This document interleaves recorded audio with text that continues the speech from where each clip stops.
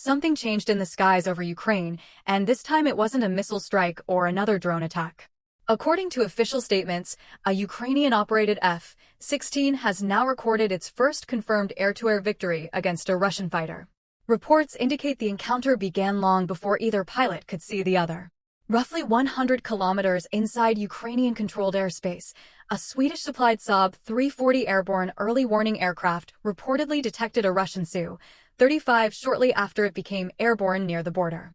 The Saab wasn't armed. Its role was to monitor the situation, continuously track the aircraft, and pass that information through a secure data link to a Ukrainian F-16 already positioned for the intercept. With targeting data arriving directly from the Saab, the F-16 pilot reportedly didn't need to search for the target independently. Instead, the Russian fighter was already identified, tracked, and within engagement parameters before its pilot was believed to realize the danger. An AM-120 missile was reportedly launched, and the Su-35 was later said to have crashed around 8 miles from the Russian border. Reports state the Russian pilot successfully ejected and was rescued, while the Ukrainian fighter returned after completing what is now being described as a historic mission. The confirmation came when Chairman of the Joint Chiefs of Staff General Dan Caine addressed U.S. lawmakers and publicly acknowledged something that had not previously been announced. According to General Caine, Ukraine had recently achieved its first confirmed air-to-air victory using an F-16 against a Russian fighter. Note that recently we had the first air-to-air kill where a Ukrainian F-16 shot down a Russian. That announcement has also drawn attention to other Ukrainian operations. According to claims circulating alongside available footage, Ukrainian special forces, intelligence personnel, and cyber specialists reportedly interfered with Russia's Barzem air defense system. Those claims allege drones and cyber techniques were used to manipulate operational data, ultimately causing Russian air defenses to reportedly identify one of their own aircraft as hostile. According to those reports, the result was the destruction of a Russian Su-57 fighter valued at more than $100 million. This incident is separate from the F-16 engagement involving the Su-35. If the claims are accurate, they suggest Ukraine has been applying pressure through multiple methods rather than relying only on conventional air combat. Images dated July 23 reportedly showed the wreckage of a crashed Su-57 near Moscow. Reports indicate the pilot ejected safely. The aircraft is regarded as Russia's most advanced combat jet, making the reported loss especially significant if confirmed. Footage also appeared to show flames surrounding the crash site. The Su-57 has long been presented as one of Russia's premier fighter aircraft, and the reported loss has generated considerable discussion. Combined with the reported F-16 victory over a Russian Su-35, the developments have fueled claims that Russia's Air Force is facing increasing challenges. According to General Caine's statement, this marked the first confirmed occasion during the conflict in which a Western-built fighter operated by Ukraine had successfully shot down a Russian combat aircraft. The reported engagement has therefore become an important point of discussion regarding Ukraine's evolving air operations. The incident itself reportedly occurred on July 8, although public confirmation only arrived later. Ukrainian media traced the engagement to eastern Ukraine, where reports stated a Russian Su-35 had been shot down.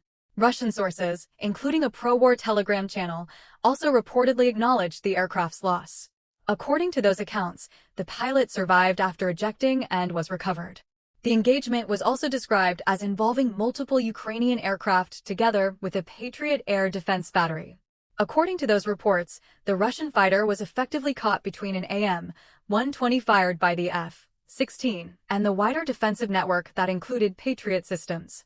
Nearly 2 weeks passed before General Dan Caine publicly confirmed the event before Congress, describing it as the first verified air-to-air victory achieved by a Western fighter operating in Ukrainian service. General Caine also referred to the engagement as evidence that Ukraine's integrated air defense network, combining fighter aircraft with surface-to-air missile systems, has become highly effective. That assessment came directly from the senior U.S. military officer rather than Ukrainian officials. The engagement also highlighted how multiple Western systems reportedly worked together. A country that had only recently begun operating Western fighters was now combining those aircraft with Swedish airborne surveillance and American missile systems during the same mission against a Russian fighter significantly larger than the F-16. That capability did not appear overnight. It reflects years of pilot training together with the gradual arrival of Western aircraft and supporting equipment that are now operating as a connected network. The reported engagement has become an example of how those separate pieces may now be working together during combat missions. The first part of that system is Ukraine's growing F-16 fleet. Deliveries began in 2024 after NATO countries completed training for Ukrainian pilots. For much of their service, these aircraft were assigned mainly to defensive missions, intercepting cruise missiles and drones, while limited missile inventories restricted wider offensive operations. Instead of hunting enemy fighters, many sorties focused on protecting Ukrainian cities from repeated aerial attacks. Ukraine is currently believed to operate around 39 F-16s. Reports indicate 3 aircraft have been lost. Belgium is expected to deliver 7 more fighters this year and has committed to eventually transferring its remaining fleet as it replaces them with F-35s.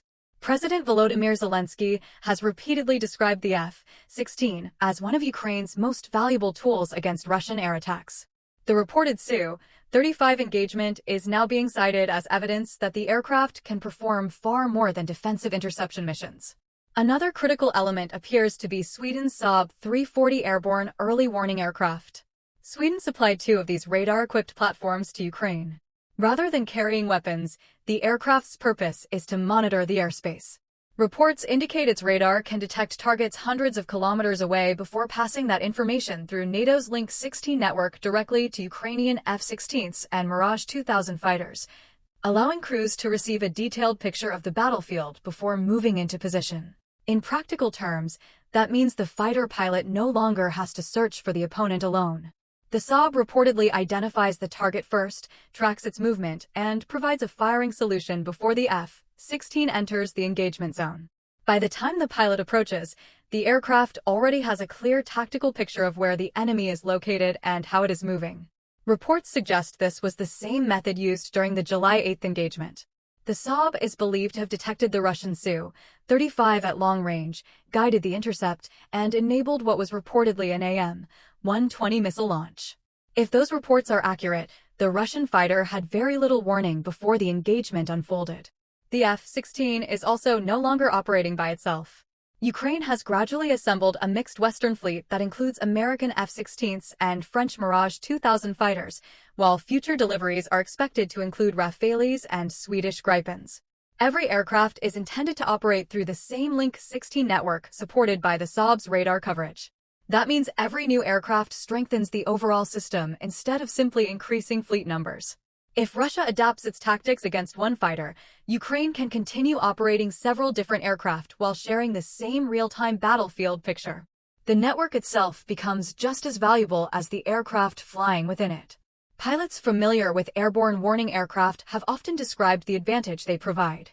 Instead of searching independently, fighters receive constant updates on enemy locations, headings, and maneuvers before visual contact.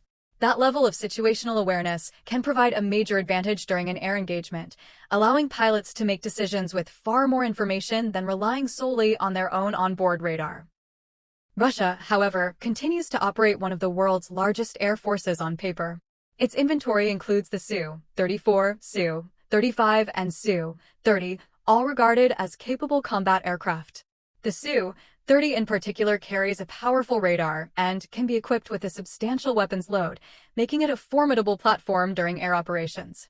According to the analysis presented, a major difference lies in how information reaches Russian pilots. Much of Russia's system reportedly depends on ground-controlled intercept, with radar stations transmitting targeting information from the ground to aircraft already in the air. While effective, that process may not provide updates as quickly as an airborne early warning platform such as the Saab. By comparison, the Saab continuously observes the battle space from the air and can relay information almost immediately through Link 16. Even a short delay in receiving updated target information can become significant during a fast-moving aerial engagement, where aircraft may cover large distances in only a few moments. Attention then shifted to developments involving Iran. According to available reports, the United States has continued military operations there for a 14th consecutive night.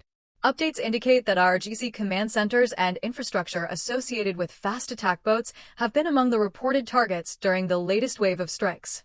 CENTCOM has also highlighted HIMARS rocket launches, indicating operations against locations deeper inside Iranian territory. Reports suggest those strikes have been supported by advanced drones and fighter aircraft, contributing to the growing number of military targets reportedly hit throughout the campaign. Reports also state that Tabriz Air Base was among the locations struck, including facilities reportedly linked to drone operations. According to available information, the runway and several bunker complexes sustained damage during the attacks. Iran has reportedly invested heavily in placing military assets underground, yet the current campaign is said to be targeting those protected facilities as well. According to CENTCOM, the objective of the operation remains the systematic reduction of Iran's ability to threaten commercial shipping through the Strait of Hormuz.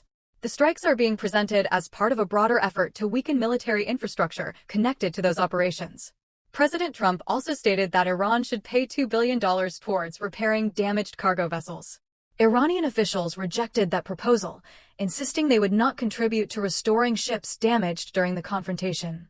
Attention then returned to Ukraine, where the reported Su-35 shootdown could influence Russia's future air strategy.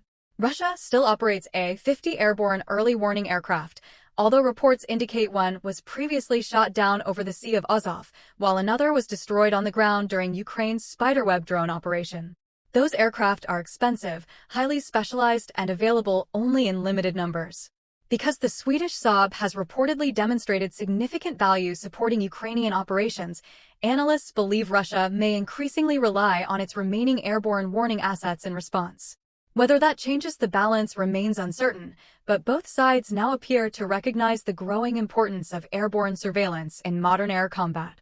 Meanwhile, additional F-16 deliveries to Ukraine are expected to continue.